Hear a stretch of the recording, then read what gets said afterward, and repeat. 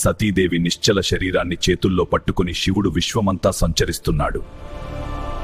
దుఃఖం కోపంగా మారింది, కోపం ప్రళయంగా మారింది.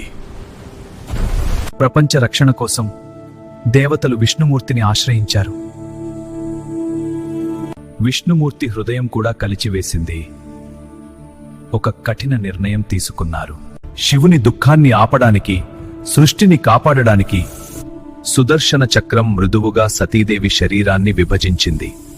ఆ భాగాలు భూమిపై పడ్డ ప్రతి చోట శక్తిపీఠాలు చాయి. సతీదేవి శరీర భాగాలు భూమిపై 51 ప్రదేశాల్లో పడ్డాయి. సతీదేవి శక్తి ఈ పవిత్ర క్షేత్రంలో నిత్యం వెలుగుతోంది.